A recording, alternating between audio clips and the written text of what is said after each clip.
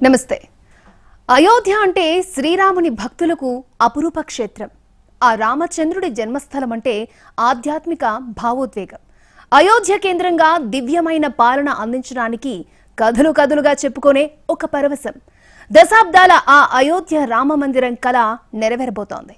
వచ్చే నెల 22న దివ్యమైన ముహూర్తం రోజు అయోధ్య గుడి తలుపులు తెరుచుకోనున్నాయి. సర్వాంగ సుందరంగా అయోధ్య రామాలయం ముస్తాబోతోంది. ఆ అపురూప క్షణాల కోసం దేశమంతా చూస్తోంది. 10 కోట్ల కుటుంబాలకు ఆహ్వానం పంపించారు. దేశవ్యాప్తంగా కూడా దీని గురించి చర్చ జరుగుతోంది. అలాగే దేశవ్యాప్తంగా ప్రజలకు అక్షింతలు పంపిణీ చేశారు. ప్రత్యేక ఏర్పాట్లలో శ్రీరామ జన్మభూమి తీర్థక్షేత్ర ట్రస్ట్ ముస్తాబోతోంది. అదిగదిగో అయోధ్య, సర్వాంగ సుందరంగా శ్రీరాముడి ఆలయం, ప్రారంభానికి సిద్ధమైన అయోధ్య నగరి, నెరవేరబోతున్న దశాబ్దాల భక్తుల కళ, 10 కోట్ల కుటుంబాలకు ఆహ్వానం, 5 లక్షలకు పైగా దేవాలయాల్లో వేడుకలు, దేశవ్యాప్తంగా ప్రజలకు అక్షింతల పంపిణీ. జనవరి 22న కన్నుల పండువగా అయోధ్య ఆలయ ప్రారంభం. వనవాసంలో చిక్కుకుపోయిన శ్రీరాముడు తిరిగి అయోధ్యకు వెళ్లడానికి మార్గం సుగమమయ్యిందే. జన్మభూమిలో సీతారాముల కళ్యాణ వైభోగం చూడాలనుకునే భక్తకోటి నిరీక్షణ ఫలించబోతోంది.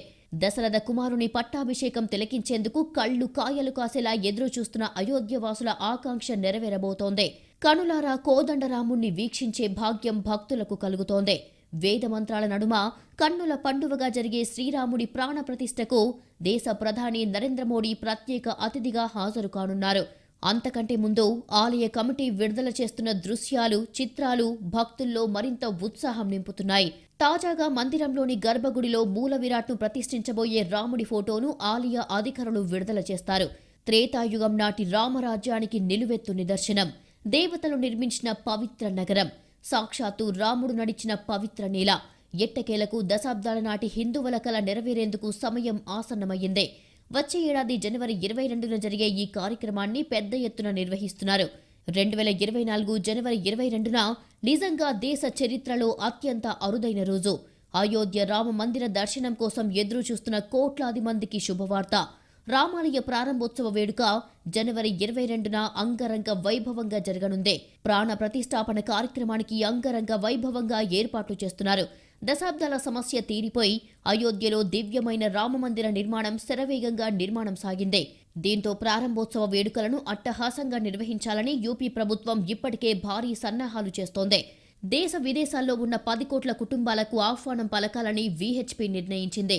జనవరి 1 నుంచి ఈ ఆహ్వాన కార్యక్రమానికి శ్రీకారం చుడుతోంది. అదే సమయంలో ప్రపంచవ్యాప్తంగా 5 లక్షలకు పైగా దేవాలయాల్లో అయోధ్య రామమందిరం ప్రారంభోత్సవ వేడుకలకు రెడీ అవుతున్నాయి. రామమందిరం ప్రారంభోత్సవంలో భాగంగా అయోధ్యలో నిర్వహించే మహాభిషేక కార్యక్రమాన్ని ప్రత్యక్ష ప్రసారం చేయాలని డిసైడ్ చేశారు. ఇందుకు ప్రత్యేక ఏర్పాట్లు చేస్తోంది శ్రీ రామ జన్మభూమి తీర్థక్షేత్ర ట్రస్ట్. దేశవ్యాప్తంగా ప్రజలకు అక్షింతల పంపిణీకి ఏర్పాట్లు చేస్తున్నారు. ఆలయంలోని రామదర్బార్ శ్రీరాముని ఆస్థానంలో పసుపు, దేశవాళీ నెయ్యి కలిపిన 100 క్వింటాల బియ్యంతో అక్షిత పూజ నిర్వహిస్తున్నట్లు శ్రీ రామ జన్మభూమి తీర్థక్షేత్ర ట్రస్ట్ ప్రకటించింది. దేశంలోని 45 ప్రాంతాల నుంచి ఇక్కడికి వచ్చిన వీహెచ్పీకి చెందిన 90 మంది ముఖ్యులకు 5 కిలోల మేర అక్షితలను పంపిణీ చేయనున్నట్టు తెలిపింది. శ్రీ రామ జన్మభూమిలో నిర్మితమవుతున్న రామాలయంలో శ్రీరాముని విగ్రహ ప్రాణ ప్రతిష్టకు చురుగ్గా సన్నాహాలు జరుగుతున్నాయి. బాలుని రూపంలోని శ్రీరాముని విగ్రహానికి తుది మెరుగులు దిద్దుతున్నారు. భారతదేశంతో సాంస్కృతిక, ఆధ్యాత్మిక సంబంధాలు గల థాయిలాండ్ పవిత్రమైన మట్టిని పంపిస్తోంది. మహర్షి సాందీపని రామ్ధరం గోశాల నుంచి 600 లీటర్ల నెయ్యి అయోధ్యకు చేరుకుంది. 10 ఎద్దులతో కూడిన 5 బండ్లు నవంబర్ 27న బయలుదేరి 1058 కిలోమీటర్లు ప్రయాణించి డిసెంబర్ 7న మధ్యాహ్నం 2 గంటలకు అయోధ్యకు తీసుకొచ్చాయి. విగ్రహ ప్రతిష్టాపన పూజా కార్యక్రమాలు వారణాసికి చెందిన వైదిక కర్మకాండ నిష్ణాతుడు పండిట్ లక్ష్మీకాంత్ మధురానాథ దీక్షిత ఆధ్వర్యంలో జరుగుతాయి. రామ్లల్లాను 5 ఏళ్ల బాలుడి రూపంలో ఆలయంలో కూర్చోబెడతారు. ఇందుకోసం కర్ణాటక, రాజస్థాన్ల నుంచి తీసుకొచ్చిన శిలలతో 3 విగ్రహాలను రెడీ చేశారు. మరోవైపు రామమందిర ప్రారంభోత్సవం సందర్భంగా ఉత్తరప్రదేశ్ ప్రభుత్వం జనవరి 2024లో రాష్ట్రంలోని ప్రధాన దేవాలయాల్లో అఖండ రామాయణం, హనుమాన్ చాలీసా పారాయణాలను నిర్వహించేందుకు సిద్ధమవుతోంది. అయోధ్యలోని రామాలయం కోసం వినియోగించే ధ్వజస్తంభాల నిర్మాణ పనులను అహ్మదాబాద్లోని Ambika engineering works company design చేసింది. 7 ధ్వజస్తంభాల బరువు సుమారు 5,500 కిలోలు. రామమందిరం చుట్టూ 800 మీటర్ల పొడవున రింగ్ రోడ్డు అందుబాటులోకి వస్తోంది. ఆలయంలోని నేలను పాలరాతితో తీర్చిదిద్దుతున్నారు. 60% మేరకు ఫ్లోర్లో మార్బుల్స్ ను సెట్ చేశారు. చరిత్రలో నిలిచిపోయేలా ఆరంభ కార్యక్రమాన్ని అదరహో అనేలా నిర్వహించబోతున్నారు. శ్రీరామ జన్మభూమి తీర్థక్షేత్ర ట్రస్ట్ పోస్టు ద్వారా అందరికీ ఆహ్వానాలు పంపుతోంది. దీనికి ముఖ్య అతిథిగా ప్రధాని మోడీ వస్తున్నారు. ఆయనతో పాటు UP CM Yogi Adityanath, RSS chief Mohan Bhagwat ఈ కార్యక్రమంలో పాల్గొంటారు.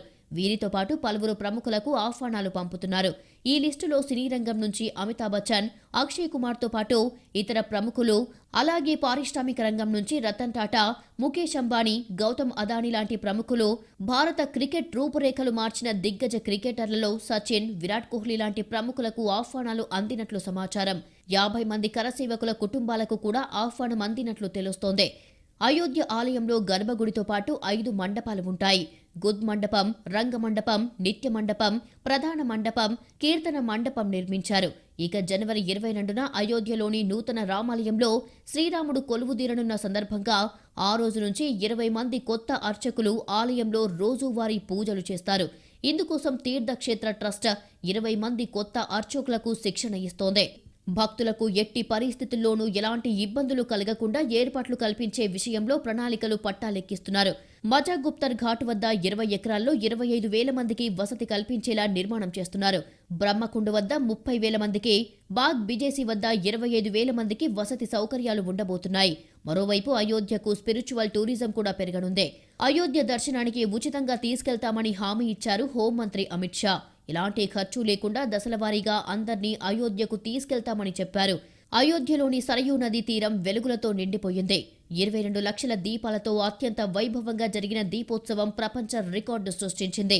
ఒకే చోట ఒకేసారి అత్యధిక సంఖ్యలో దీపాలను వెలిగించిన ఘటనగా తన గిన్నిస్ రికార్డును తానే బద్దలు కొట్టింది. సరయూ నది ఒడ్డున 51 ఘాట్లో 25,000 మంది వాలంటీర్లు 22.23 లక్షల మట్టి ప్రమిదలను వెలిగించారు. దేశ నలుమూలల నుంచి భక్తులు అయోధ్యకు వెళ్లేందుకు అన్ని రకాల రవాణా ఏర్పాట్లు చేస్తున్నాయి పాలక వర్గాలు.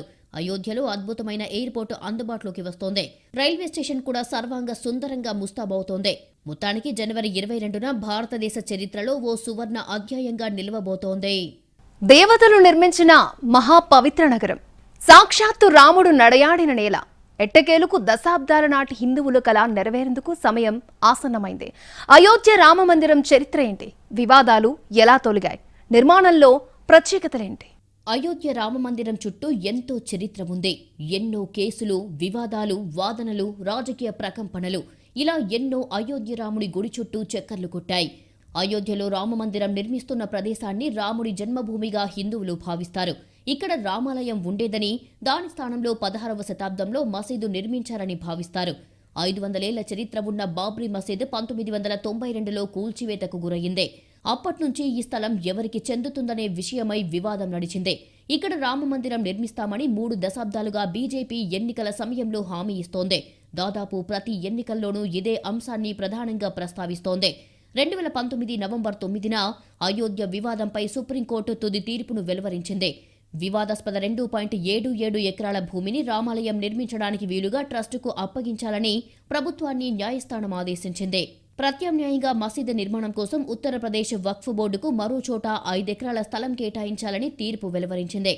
ఆలయ నిర్మాణానికి అడ్డంకులు తొలగిపోవడంతో 2020 ఆగస్టు 5న అయోధ్య రామమందిర నిర్మాణానికి ప్రధాని మోడీ శంకుస్థాపన చేశారు. జనవరి 2021లో ప్రారంభమైన ఆలయ నిర్మాణం కోసం భూమి తవ్వకం ప్రక్రియను టైమ్లైన్ను వివరిస్తూ ట్రస్ట్ విడుదల చేసిన 3D విజువలైజేషన్ ఆలయం ఎంత ఖచ్చితంగా నిర్మాణం జరుపుకుంటోందో స్పష్టం చేసింది. ఈ ఆలయాన్ని 10 ఎకరాల్లో నిర్మిస్తున్నారు. 57 ఎకరాల స్థలంలో ప్రార్థనా మందిరం, ఉపన్యాస మందిరం, స్కూల్స్, మ్యూజియం, పలహారశాల వంటి ఇతర సౌకర్యాలతో కూడిన కాంప్లెక్స్ గా అభివృద్ధి చేయనున్నారు. మందిర నిర్మాణం కోసం తవ్వకాలు జనవరి 2021లో ప్రారంభమయ్యాయి. మార్చి 2021లో పూర్తయ్యాయి. ఈ స్థలాన్ని 5 జోన్లుగా విభజించారు.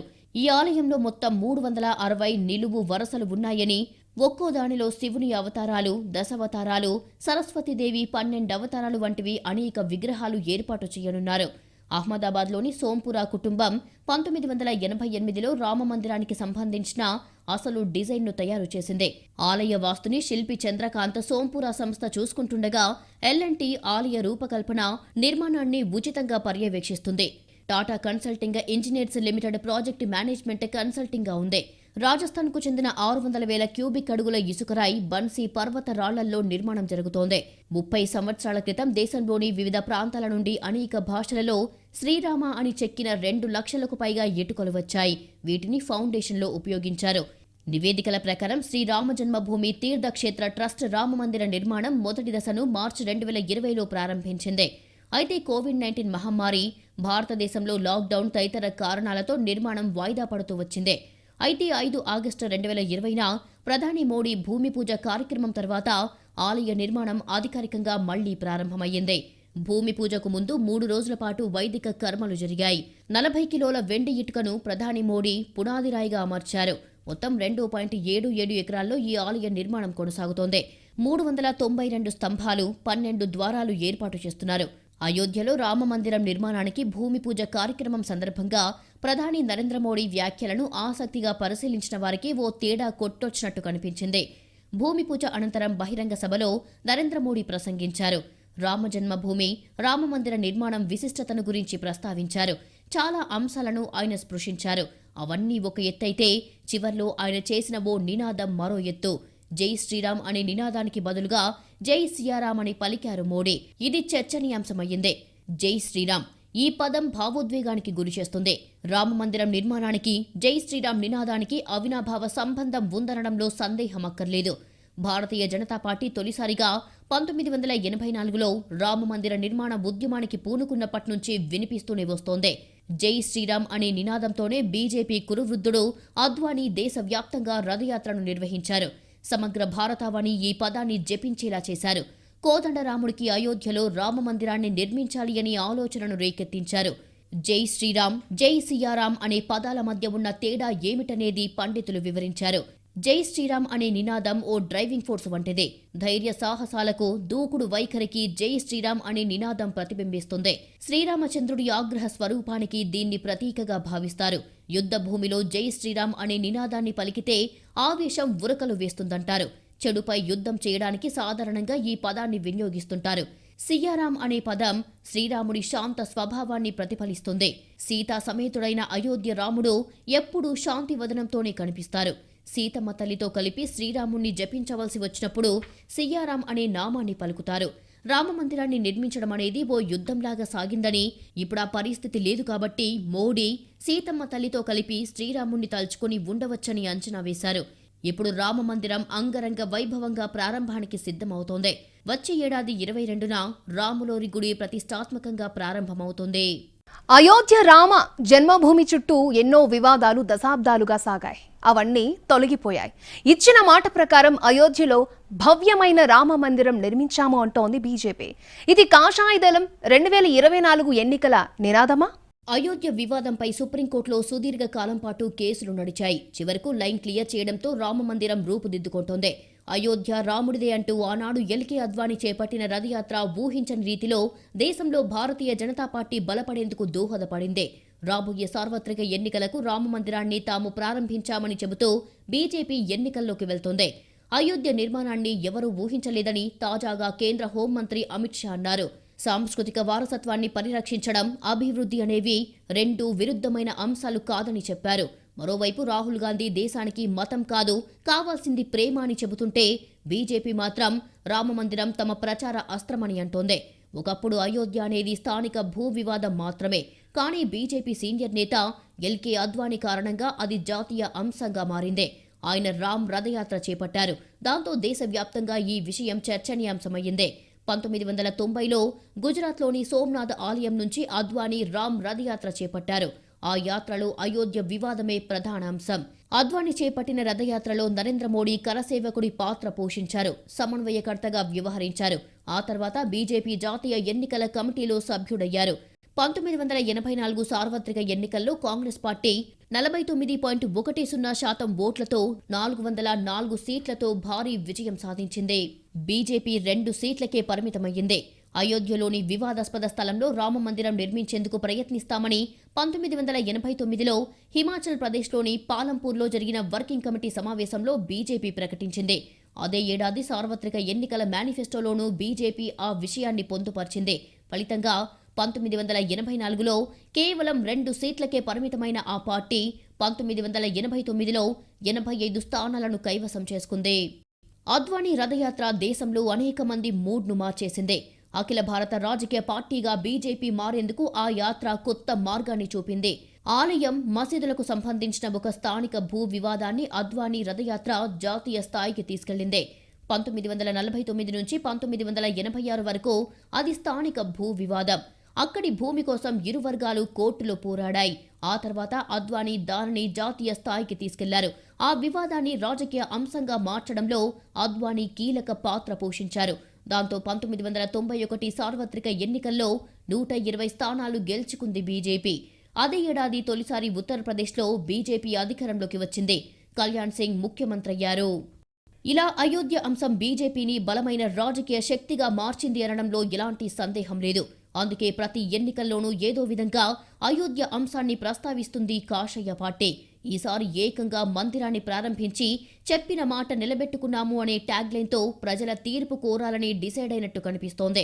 అందుకే ఎన్నికలకు సరిగ్గా 2-3 నెలల ముందు అయోధ్య రామ మందిరాన్ని ప్రారంభించి ఎన్నికల సమరానికి సై అంటోంది. రాజకీయ గోల ఎలా ఉన్నా రామజన్మభూమిలో అద్భుతమైన, సుందరమైన అయోధ్య మందిరం మాత్రం భక్తులకు కనువిందు చేయనుంది. రామమందిరం నిర్మాణంతో అయోధ్య రూపురేఖలే మారబోతున్నాయి. దేశ విదేశాల నుంచి భక్తులు వెల్లువల రానున్నారు. రోజు లక్షల మంది భక్తులు వస్తుంటారు. ఇలాంటి పరిస్థితుల్లో వికలాంగులు, వృద్ధులకు శ్రీరామ జన్మభూమి ట్రస్ట్ అయోధ్య జిల్లా యంత్రాంగం మరో కానుకను అందించనుంది. బ్యాటరీతో నడిచే వాహనాలు రామజన్మభూమి మార్గం నుంచి రామజన్మభూమి కాంప్లెక్స్కు చేరుకుంటాయి. అంతేకాకుండా సమీపంలోని గణిత దేవాలయాలను కూడా సరికొత్త రూపంలో ఉంచే యోచన ఉంది. రామజన్మభూమి చుట్టుపక్కల గణిత దేవాలయాలకు ప్రయాణికులు సౌకర్యవంతంగా వెళ్లేలా ప్లాన్ ఉంది. పార్కింగ్ ఏర్పాట్లతో పాటు వస్తువులను ఉంచడానికి, తీసుకెళ్లడానికి ఎలాంటి అసౌకర్యం కలగకుండా ఏర్పాట్లు చేస్తున్నారు. శ్రీరాముడి రామ్లాలా ఆలయం నిర్మాణంతో ప్రతిరోజు లక్షల మంది భక్తులు అయోధ్యకు చేరుకుంటారు. శ్రీరామ జన్మభూమి తీర్థక్షేత్ర ట్రస్ట్ దీనిపై పూర్తి అప్రమత్తంగా ఉంది. అయోధ్యకు వచ్చే యాత్రికులకు అసౌకర్యం లేకుండా సౌకర్యవంతంగా ఉండాలని ట్రస్ట్ అభిప్రాయపడింది. దీంతో ప్రయాణికుల సౌకర్యాల కోసం శ్రీరామ జన్మభూమి ప్రత్యేక రోడ్డును నిర్మిస్తోంది. ఈ రోడ్డు వెడల్పు దాదాపు 100 మీటర్లు. భక్తులు రామజన్మభూమి కాంప్లెక్స్లోకి ప్రవేశించిన దారిలోనే తిరిగి వెళ్తారు. భక్తులకు వారి వస్తువులను ఉంచడానికి చక్కటి వ్యవస్థీకృత ఏర్పాట్లు కూడా ఉచితంగా అందుబాటులో ఉంచుతారు. అంతేకాకుండా ప్రాంగణం చుట్టుపక్కల భక్తులకు సరిపడా పార్కింగ్ సౌకర్యాలు కల్పిస్తున్నారు. మొత్తానికి జనవరి 22న దేశ చరిత్రలో ఒక మరపురాని రోజుగా మిగిలిపోనుంది.